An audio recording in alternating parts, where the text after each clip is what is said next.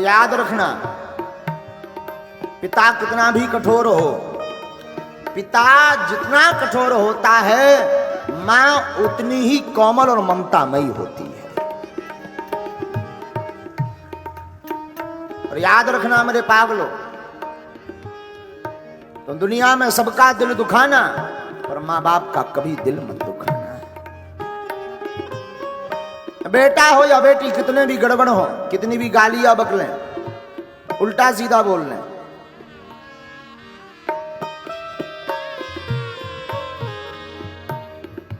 मां को भी बकलें, माता कुछ देर के लिए जरूर मुंह नहीं बोलेगी, रात में अंत में भोजन लेकर के आ ही जाएगी, ले बेटा खा। इसलिए मां को ममता की मूर्ति कहा। और हमारा तो निज अनुभव है, धरती पर भगवान के दर्शन करना है तो मां बाप और गुरु यही धरती के भगवान है।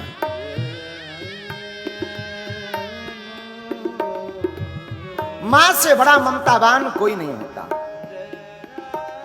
कितने ही किलोमीटर दूरी पर बेटा या बेटी रहती हो, पर मां के हमेशा दिल के करीब रहते हैं। बेटा कितना भी निकम्मा हो, चोर हो, खुरापाती हो, भाई मन काट देगा, पिता त्याग देगा, पर मां मरते दम तक अपने बेटे को अपने से अलग नहीं करना चाहिए।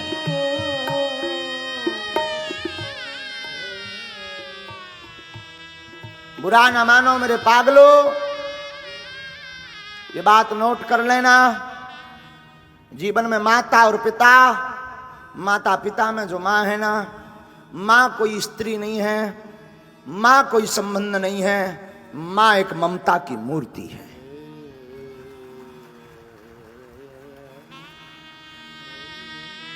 पूरे जीवन भर बोझ ढोती मां, बचपन काल से ही मां का संघर्ष प्रारंभ हो जाता।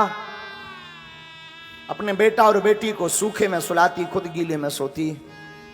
बेटा और बेटी को भोजन कराती, खुद भूखी रहती। बेटा और बेटी कहीं पर भी चले जाएं, सबसे ज्यादा मन्नत अगर कोई मांगती है, सबसे ज्यादा अर्जी अगर कोई लगाती है, ईश्वर से अपने पुत्र या पुत्री की मंगल की कामना अगर सबसे ज्यादा कोई जीवन में करता है तो वो मां करती है।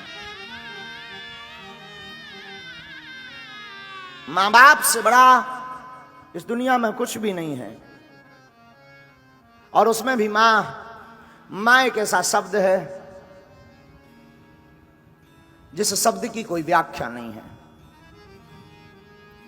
मां जिसका कोई उदाहरण और इसकी कोई दूसरी तुलना नहीं है। स्मरण रखना, तुम सबको दुख देना, पर अपने मां बाप को स्वप्न में भी दुख मत देना।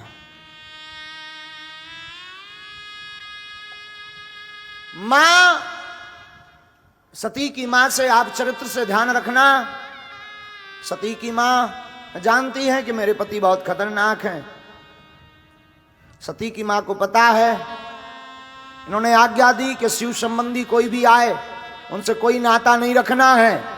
पर सती की मां ने अपने प्राणों की बाजू लगा दी कि मैं भले ही मैं मर जाऊं, मेरी गर्दन काट दें, पर मेरी बेटी से कोई नहीं बोल रहा, मैं तो गले मिलकर के ही रहूंगी। यही तो मां की ममता होती है, यही तो मां की मूर्ति होती है। मां ममतावान होती है, मां करुणावान होती है। मां एक ऐसा शब्द है जिस शब्द में अथाह प्रेम भरा है, लबालब। मां एक ऐसी उद्घोषणा है जिसको बोलने के बाद संतुष्टि मिल जाती है। वो सच कह दें, बेटा हो या बेटी, वास्तविक जीवन में अगर घर से जुड़ा रहता है तो कितनी भी विपरीत परिस्थिति आ जाए, उस परिस्थिति से अगर डांडस बधाने का काम कोई करता है तो जीवन में मां करती है। भयंकर दुख आ जाए, मां बोल देती है तू चिंता मत करिए, तो होता रहता है। मुझे एक वाकया स्मरण आ रहा।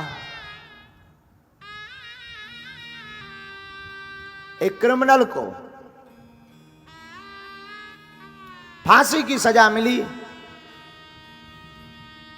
वो घर पर मां बाप से मिलने आया, पुलिस वाले उसे लेकर आए। उसने मां को प्रणाम किया, मां रो पड़ी। कि तुझे तो फांसी है। वो उससे ज्यादा पहले ही रो पड़ा, मां मुझे फांसी की सजा मिली है। मां ने सोचा अगर मैं भी रोऊं, ये भी रोए, मामला बिगड़ जाएगा, बहुत देर तक टिक नहीं पाएगा। मां ने उसका सिर पकड़ा, सिर पर हाथ फिराते हुए अपनी गोद में सिर रखा।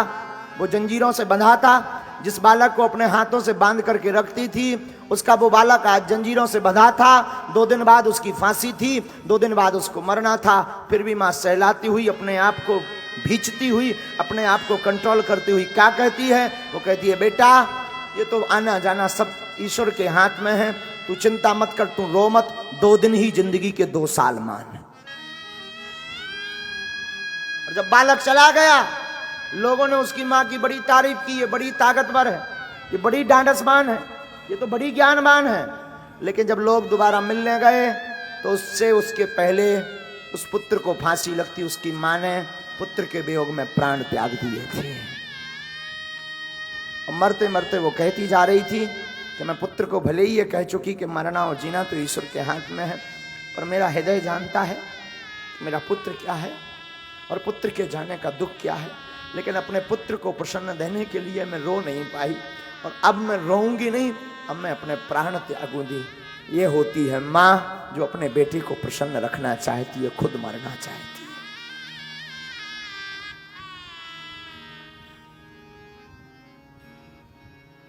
माँ एक ऐसी मूर्ति है, वो अपने रक्षाबंधन को भूल जाती, वो अपने घर को भूल जाती। भाई की सुनी कलाई रक्षाबंधन पर पड़ी रहती, पर माँ अपने पुत्र के प्रसन्नता के लिए रक्षाबंधन के त्योहार पर जाना बंद कर देती, ताकि मेरे पति और मेरे पुत्र प्रसन्न रहें। उसे भी बहुत याद आती, उसे भी लगता मैं जाऊं, मेरे भाई की सुनी कलाई होगी, मैं कलाई पर राखी बांधूं। आज मेरा भाई अकेला महसूस कर रहा होगा, मैं जाकर के उसको खुशियां दूं। सबकी बहनें आई होंगी, मेरी सहेलियां आई होंगी, पर माँ तो माँ होती है। एक तरफ सोचती कि मैं जाऊंगी तो घर पर मेरे बच्चे भूखे रह जाएंगे, मैं अपनी खुशियों को मार देती हूँ, मैं अपने भाई की कलाई सुनी रख लेती हूँ, पर मेरा बेटा मेरा बेटी भूखा ना रहे।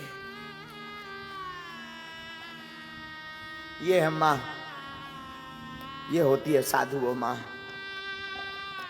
माँ के लिए तो कोई व्याख्या नहीं है। माँ शब्द अपने आप में एक बहुत बड़ा है।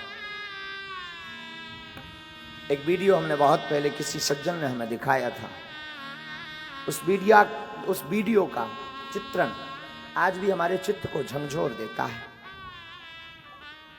हम तुम्हें वीडियो तो नहीं दिखा पाएंगे, पर उसका चित्रण बताते हैं।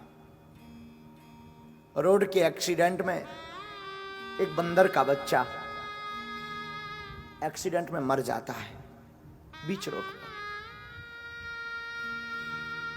खबर नहीं रही होगी उसकी मां, उस बंदर की मां उस रोड पर पिछले हुए बच्चे को हाथ में लेकर के 9 दिन तक उसी रोड में उसी जगह बैठी रहती, 9 दिन तक। तो इंसानों में ही केवल मां में ममता नहीं होती, पशु पक्षियों की मां को भी ममता होती है। यहां तक कि चिड़िया भी अपने बच्चों के चुगने के लिए स्वयं तूफान से लड़ती, धूप से लड़ती, बड़े बड़े चट्टानों से लड़ती, हवाओं से लड़ती, पर दाना ला करके अपने बच्चों का पेट भरती।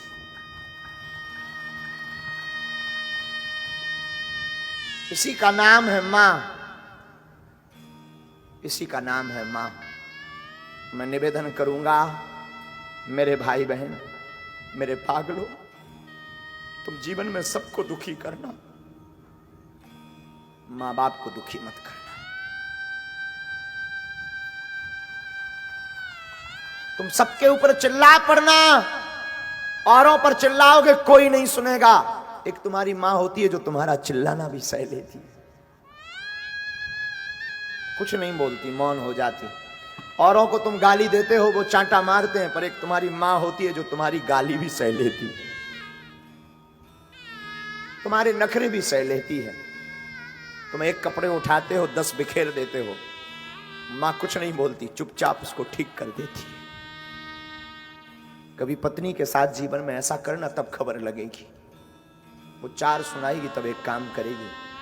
माँ के साथ जीवन में देखना, माँ इतनी ममतावान होती है, तुम 10 बार कुछ भी गंदगी कर लो, 10 बार साफ कर देती।